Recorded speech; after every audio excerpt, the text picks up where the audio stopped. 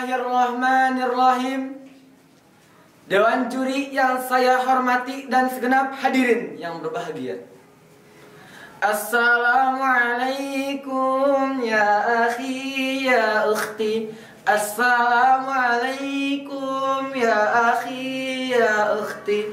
Atamasya ilal Baghdad wala ansa ahmilu aribat. Idza kuntum ummat Muhammad ajibu salami bin nasyad.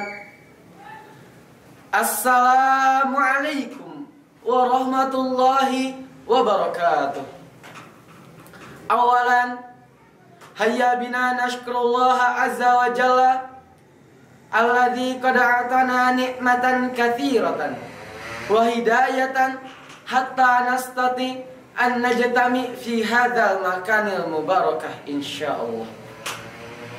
Thaniyan, salatan wa salaman daimaini mutanazzimaini ala habibina wa nabiyyina wa maulana Muhammad alladzi qad hamalan nas minadh dhulumati ilan nur wa kadzalika ala siratim mustaqim.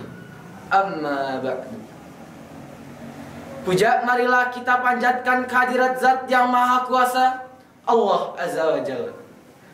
Puji marilah kita sanjungkan kehadirat Zat yang Maha Suci, Allah Rabbul Izzati.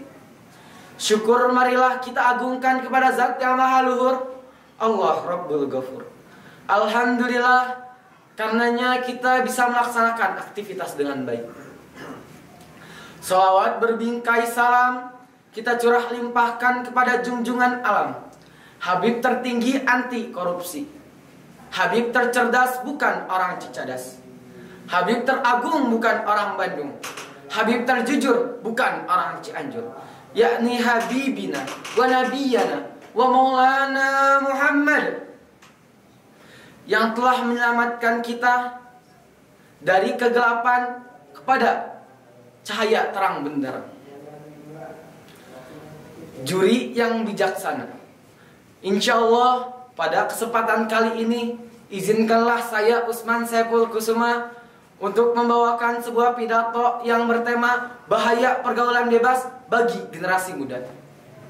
Berbicara mengenai generasi muda adalah generasi yang penuh dengan harapan, penuh dengan cita-cita, dan penuh dengan kekuatan.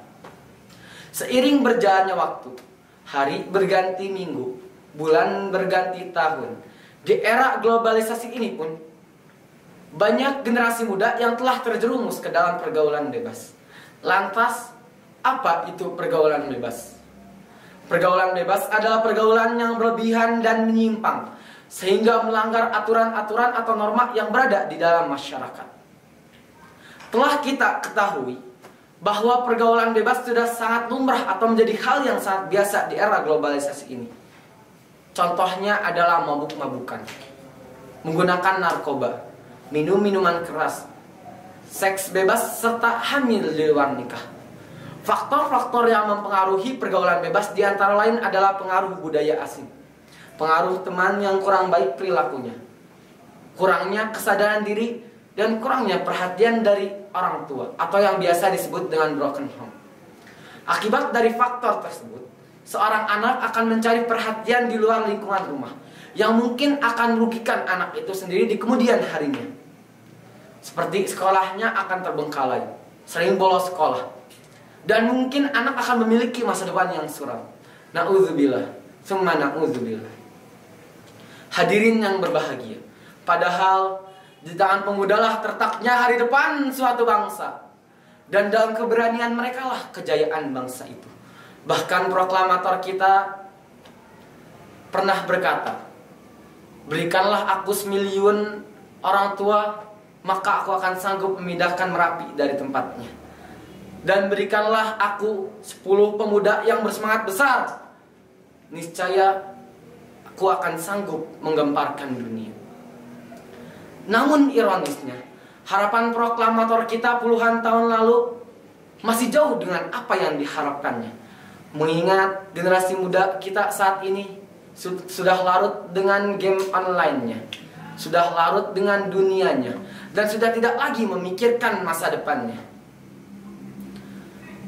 Hadirin yang berbahagia, lalu timbullah pertanyaan dalam benak kita, bagaimana kita yang merupakan harapan bangsa, harapan agama, serta harapan mertua dalam menyikapi bahaya pergaulan bebas bagi generasi muda. Dalam Quran surah ke-17 Al-Isra ayat ke-32 yang berbunyi, "Wala taqrabuz zina innahu kana fahishatan wa sa'a sabila." Dan janganlah kalian mendekati zina. Sesungguhnya zina itu adalah suatu perbuatan yang keji dan suatu jalan yang buruk. Secara umum, Quran surah ke-17 Al-Isra ayat ke-32 mengandung larangan mendekati zina serta melakukan perbuatan yang mengarah kepada zina. Allah secara tegas memberikan predikat terhadap perbuatan zina, yaitu perbuatan yang merendahkan harkat, merendahkan martabat serta kehormatan manusia. Sebagai langkah pencegahan, Allah Subhanahu wa taala melarang hambanya melakukan perbuatan zina dan mendekatinya. Dalam tafsir Ibnu Katsir dijelaskan bahwa yaqulu ta'ala nahyan ibadahu anizina wa an muqarabatihi wa huwa mukhalatatu asbabihi wa dawaihi. Allah Subhanahu wa taala berfirman melarang hamba-hambanya melakukan zina, begitu pula mendekatinya, dan melakukan hal yang mendorong dan mengarah kepada perzinaan. Wala taqrabu zina innahu kana fahisyah.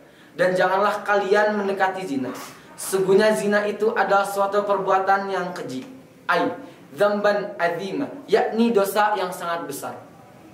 Wasa asabila, dan suatu jalan yang buruk. Wa bi'sa tariqan wa maslakan, yakni perbuatan zina merupakan suatu jalan dan perbuatan yang buruk. Hadirin rahimakumullah, agama tidak melarang suatu perbuatan kalau perbuatan itu tidak merusak jiwa. Agama tidak menyuruh jika suruhan itu tidak membawa bahagia dan selamat jiwa. Semoga kita bisa menjadi pemuda yang berakhlakul karimah dan berdaya saing global, dan bisa menjadi harapan agama dan harapan bangsa. Cukup sekian dari saya, burung irian, burung cendrawasih. Wabillahi taufik wal hidayah. Wassalamualaikum warahmatullahi wabarakatuh.